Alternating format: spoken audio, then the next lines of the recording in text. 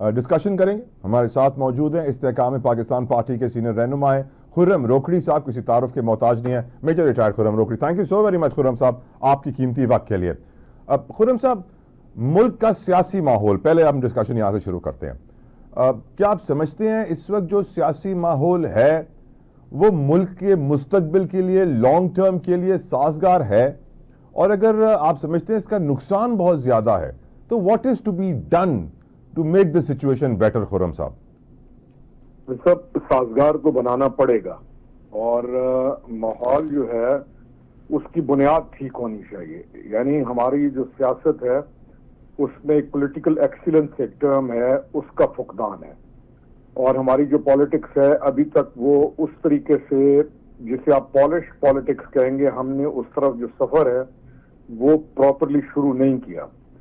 تو اس کو تو سازگار بنانا پڑے گا, اس کو میچور کرنا پڑے گا, اور ملک کو فوقیت دیتے ہوئے, ریاست کو فوقیت دیتے ہوئے کہ سیاست ریاست کے لیے اور عامت الناس کی بھلائی کے لیے اور فلاح کے لیے کی جاتی ہے, اور اپنے ملک کو اس کے اثاثوں سمیت بچاتے ہوئے اور اس نظریے کے ساتھ آگے بڑھنا پڑے گا. تب تو سازگار ہوگا, اور اس کو سازگار کرنا پڑے گا. دوسری چیز جو اہم ترین ہے کہ قانون کا نفاذ اور قانون کا احترام.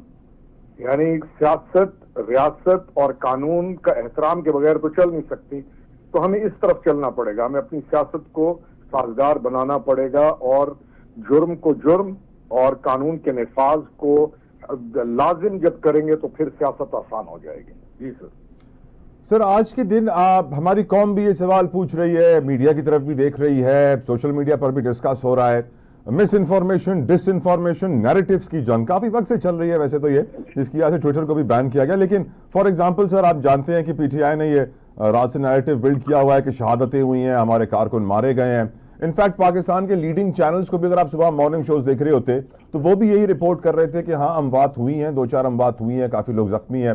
لیکن پھر یہ دیکھا گیا کہ ایک دم سے اس نیریٹو کو ڈیلیٹ کیا گیا, سوشل میڈیا سے کلپس ڈیلیٹ ہوئی جو چینلز نے اپلوڈ کی تھیں, اور اس کے بعد محسن نقوی صاحب آ کے پریس کانفرنس کرتے ہیں اور کہتے ہیں کہ اگر ایک بھی موت ہوئی ہے تو ہمیں بتائیے, دکھائیے, ثبوت دیجیے, ہم ماننے کو تیار ہیں. لیکن پھر پی ٹی آئی نے کوئی ثبوت دیا بھی نہیں. تو ایک نیریٹیوز کی جنگ ہے, مس انفارمیشن, سوشل میڈیا بالکل کچھ اور بتا رہا ہے, الیکٹرانک میڈیا پہ آپ بالکل اس کے برعکس سچویشن دیکھ رہے ہیں, اور پھر آپ جانتے ہیں سر میڈیا سینسرشپ کے اوپر بھی حامد میر آواز اٹھا رہے ہیں. یور ویوز آن اٹ خرم صاحب؟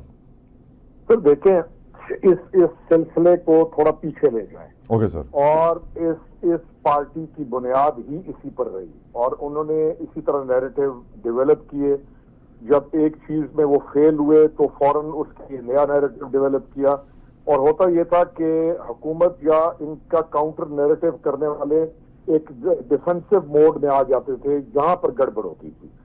اب بہتری آپ کو یہ نظر آ رہی ہے کہ آپ ان کے نیریٹو کو چیلنج ہوتا ہوا بھی دیکھتے ہیں, اور کاؤنٹر نیریٹو بھی آپ کو بہت جلد سوشل میڈیا پر ملتا ہے, جس کا آج سے 2-2.25 سال پہلے فقدان تھا, کیونکہ اس سے پہلے اجارہ داری جو تھی سوشل میڈیا پر انہی کی تھی, اور باقی پولیٹیکل پارٹیز جو ہیں انہوں نے اس کو اتنا اہم نہیں سمجھا تھا.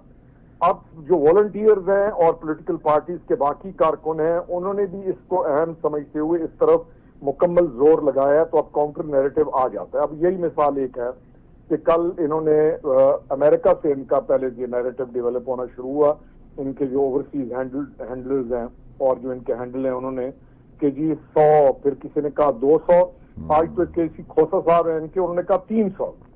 اب جب یہ شہادتیں اور انہوں نے غزہ کی پکچرز جو ہیں ایمبولینسز کی, کیونکہ غزہ کے لوگوں کی شکلیں آپ کے ساتھ ملتی ہیں, تو انہوں نے غزہ کی پکچرز جس کے اندر جو غزہ کے شہداء کی باڈیز ہیں ان کی پکچرز کو ایمبولینس کی کلوز اپ میں ڈال کر انہوں نے سوشل میڈیا پر پھینکنا شروع کر دیا.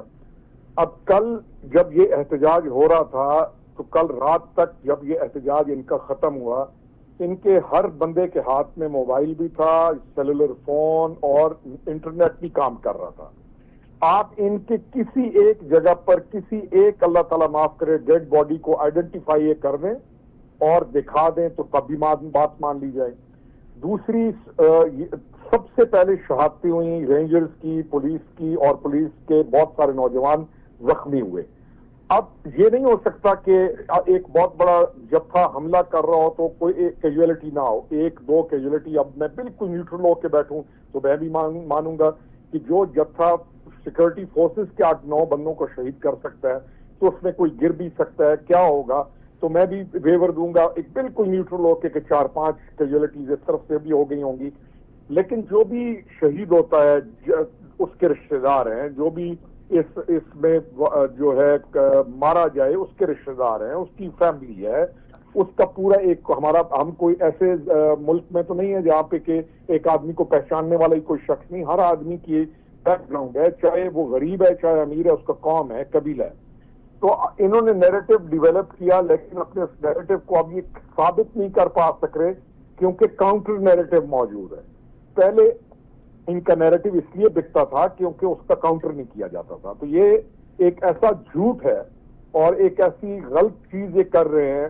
اور افسوس یہ ہوتا ہے کہ جب ان کے ساتھ جو لوگ جن کی ویلیو ہے وہ بھی باتیں کرنا شروع کر دیں. اور اس کی وجہ یہ ہے کہ یوٹیوب کے یا اس کے اوپر جو ویوز آتے ہیں، ابھی ایک شہباز گل نے جب یہ پہلی ٹویٹ کی تو 8.5 لاکھ بندوں نے اس کی وہ ٹویٹ دیکھی ہے. کریکٹ. اب آپ سوچئے کہ 8.5 لاکھ بندہ یہ سمجھ بیٹھا ہے کہ 100-150 شہادتیں ہو گئی ہیں.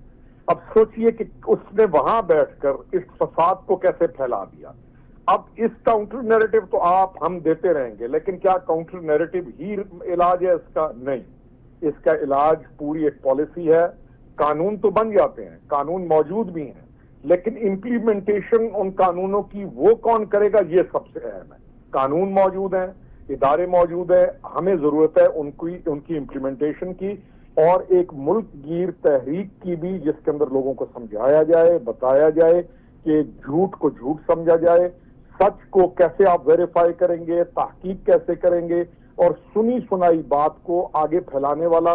ہمارے لیے تو بہت آسان ہے، اللہ کے رسول صلی اللہ علیہ وسلم کی حدیث مبارک ہے کہ سنی سنائی بات جو آگے پھیلاتا ہے وہ جھوٹ ہے. ہمارے لیے تو لوگوں کو کنونس کرنا آسان ہے، لیکن کاؤنٹر نیریٹو کے علاوہ پراپر ان کا جب تک حکومتی طور پر ان کے اوپر چیک نہیں آئے گا گورنمنٹ کی طرف سے، یہ جب تک لوگوں کو سزائیں نہیں ملیں گی. اب آپ دیکھیے رینجرز کے نوجوان شہید ہوئے تو ایک بہت مشہور یوٹیوبر ہیں متی اللہ جان، انہوں نے ایک ایسا نیریٹو دے دیا کہ آپ نے ابھی بات شروع کی کسی کو کہ رینجرز کے جوان شہید ہوئے ہیں تو لوگ آگے سے کہ نہیں جی وہ تو یہ چیز نہیں، ایسے ہے ایسے ایسے ہے.